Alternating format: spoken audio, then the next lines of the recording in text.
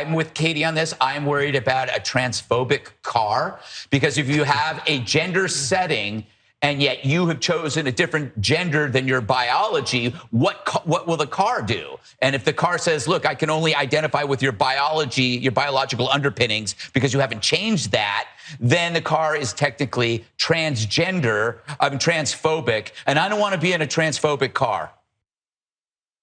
You probably don't require any context for that because it's so obviously hilarious on its face. And I know that because it's Greg Gutfeld and he has a big audience. So haha, he's funny, because the car it's trans in this case. The car identifies as trans. They have that one joke on the right, don't they? It's very funny.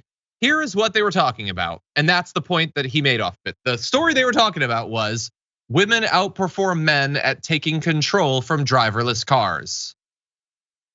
So the 5 were talking about a study of women driving better than men.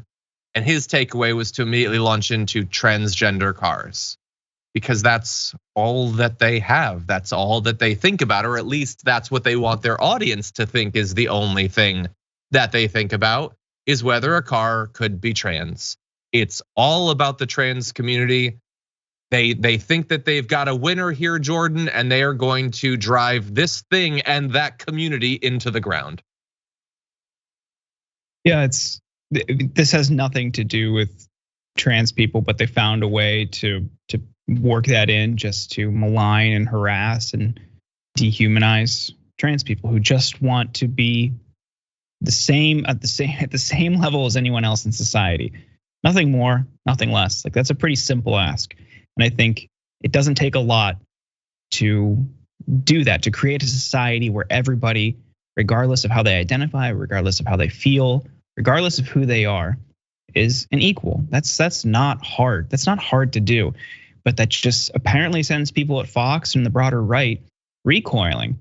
And it goes back to what we're talking about in the DeSantis story earlier. It's just their strategy is to otherize huge segments of the population and use that hate to fuel their base. And it's not about voting on party principles. It's not about voting for policies and governance and styles that you like. It's about how do we enact our political will in a way that maligns and harasses and degrades people we perceive as others. And it's disgusting that the fact that this is on one of the most watched television networks in the country, and this isn't the only time they do it all the time. But the fact that it's a common thing that they do on the most watched cable news network is really horrifying, because that leads to real hate. Yeah, and think about like a regular conservative. They'll watch Fox throughout the day, so they'll have some completely random, unfollowable jokes about the trans community in the 5, and then they'll be told on Laura Ingraham that Russia had to invade Ukraine to stop it from becoming trans. That's literally a thing that they talked about in the show.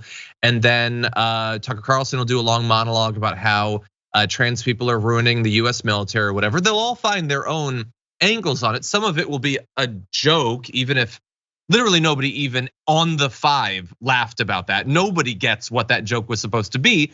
Greg Gutfeld is just enough of a comedian to know I'm supposed to talk about topical stuff, and my audience really despises trans people, so I guess I should try to make everything about that. And meanwhile, as they're doing these jokes and as they're demonizing people about so many different things, if we could jump ahead to graphic, let's see, I don't see the numbers here, but a trans woman is now suing, saying that she was harassed and outed as trans at Chick-fil-A and then was immediately fired. Was in fact told by upper management that the comments she got should be an honor, then lost her job. Okay, that's the real world. It's not just fun and games on the 5 or on Tucker Carlson or whatever. What about this? This bakery, which is in Lake of the Hills, a suburb of Chicago, had events that they were doing that featured, like people in the LGBTQ community. You're starting to see these things a lot in America. They were the target of a hate crime. And then they were told by their local government to stop hosting the events, in part because it costs too much to protect them. That there is so much hatred and hate crimes that we can't counter it. Like, come on, they're gonna wreck your store. They're gonna try to kill people, and that's just really expensive for us to deal with. So this is the reality of what's going on, thanks to that the constant focus on the trans community, on the rest of the LGBTQ plus community. But don't worry, it's just jokes. It's just jokes. Yeah, I feel bad for people in these small towns who are just trying to create a more inclusive, equitable community. The stuff that they're subject to, and it really also underscores the failure of police. I mean, they're supposed to serve and protect, right? But we don't want to do our job if these people who support us are harassing you and infiltrating and destroying and defacing your events. Like, oh, sorry, it's just a bridge too far for us. Like this, what are they doing? That's supposed to be their purpose. If it's happening so much that you're telling them it's costly and you need to stop having your events, you're not doing your job to stop these people. Like there's clearly a dereliction of duty here. If it's happening that often, what are you doing about it? Surely these people are repeat offenders. What are you doing?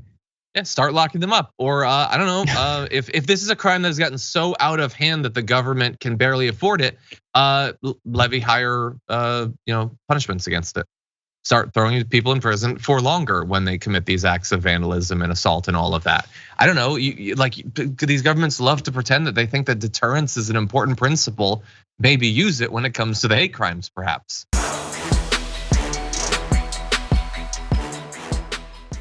Check out the Damage Report podcast each day, wherever you get your podcasts, whether Pocket Casts or Stitcher or iTunes. You can join me as I give you the news and stories you want, with a range of co-hosts and interview guests jumping in on the fun each day. Again, that's the Damage Report, wherever you get your podcasts. And if you get them at iTunes, don't forget to rate and review. Sometimes I'll read them live on the show.